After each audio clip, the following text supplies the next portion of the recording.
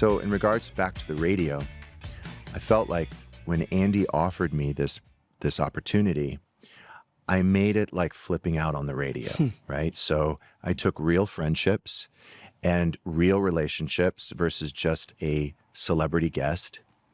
And I created this family on the radio.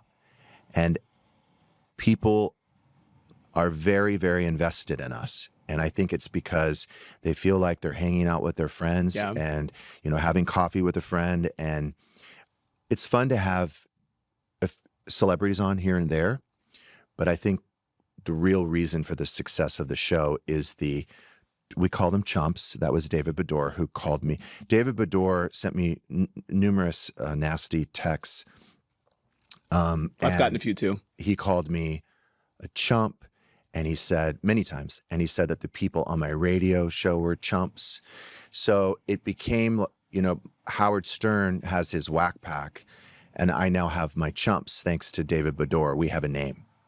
And it really has stuck. And it's very funny because I'm sure today I'll go to lunch after this and someone will be like, hey, chump. Yeah. I'm a chump. And it's this kind of group that we've created. Such a throwback reference. I love it. But no, I do think that's what people like about it. And it is reminiscent to me of early days Stern when it was just hanging out. And usually the celebrities in Stern to me were always the least interesting part of it because they would come on and be guarded as celebrities Correct. are. Although I will say on your show, I like the fact that they're not. Celebrities come on, you're hanging out, you're not talking about their most recent projects. Yeah. You're just bullshitting.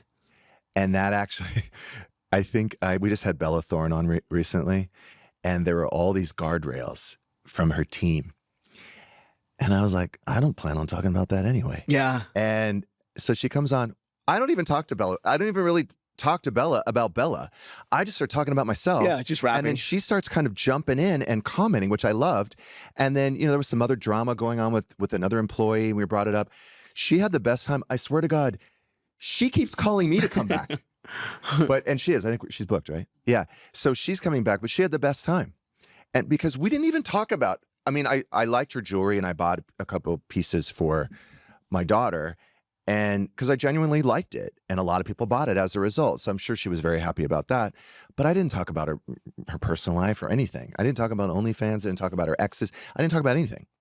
It's also fun to me, and we've talked about this a little bit, but I like the fact that you actually see the good in people or draw that out, and people would be surprised, right? Because that isn't your reputation. But you have guests on that are much more likable in that setting than they are in others. I agree. And I think people sometimes feel more comfortable to share. I don't have an agenda. I'm not out to expose you. This isn't gotcha radio. I want people to have a good experience, and then hopefully they'll talk to their friends, and their friends will want to come on. But there's certain people that have really come out of their shell. The first person I think of is Crystal Minkoff. Yeah. I think she is so good on my show. She is. I think she's great on radio. We've become friends, right? So we're very comfortable together. So she shares. It's so fun to me too that started as a feud. Uh-huh.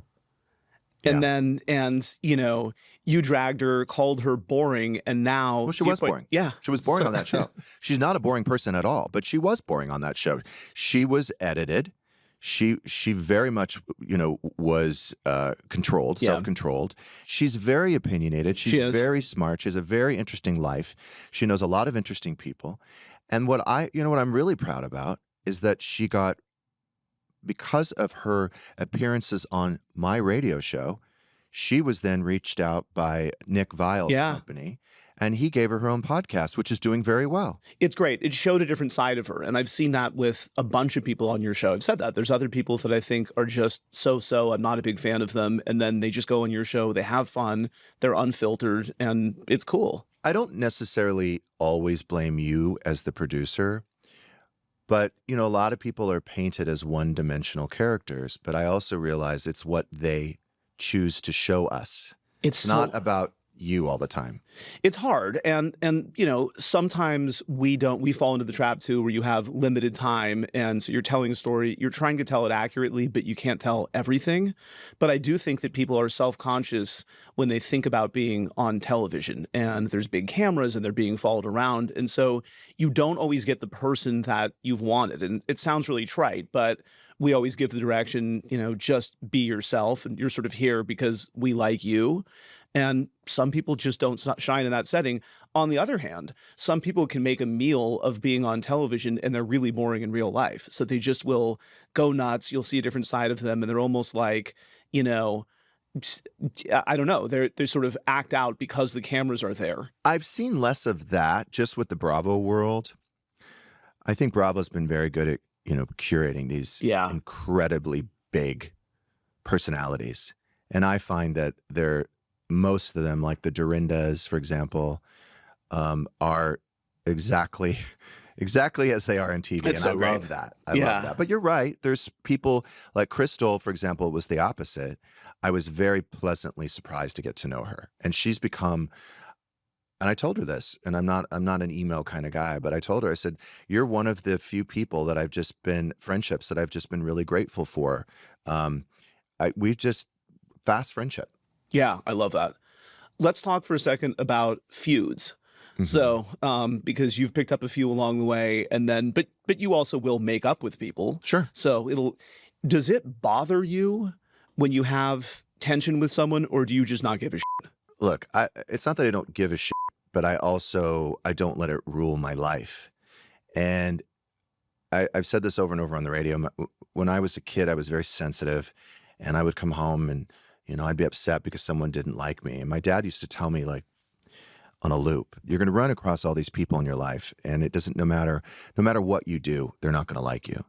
So I kind of learned at a very young age that I'm not going to be liked by everyone. I mean, I didn't expect, flipping out, but I kind of knew that, there's people you can't win over. There, for whatever reason, there's going to be people that, don't like you for certain reasons. So I don't go through life looking for people's approval. Not that I wouldn't want it, but it doesn't wreck my world if I don't get it. Usually I don't go after people unless they deserve it. I don't attack innocent people.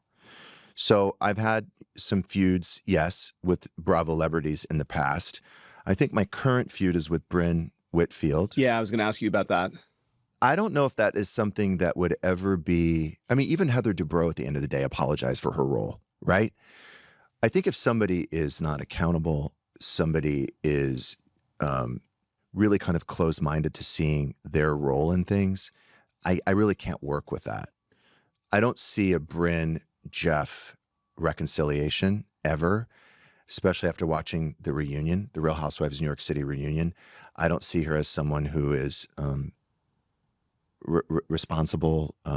She was not going to take responsibility. I don't think there's a lot going on over there, but I don't see that as being reconciled. But with other people in the past, sometimes it takes a little time. I can sit down and I can acknowledge my role, and hopefully you do the same, and we can meet in the middle and move on. And I think, I don't think Heather Dubrow and I you never know. I don't see us being best friends, but I saw her perspective. She saw mine. I think we have a mutual respect for each other. I think that we have, I wouldn't say I think we're friendly. And I think if I were to see her, I would absolutely go up and give her a hug and talk to her and ask her how she is. And so, yes, when I have these disagreements with people, it's not necessarily forever. Where are you and Teresa now?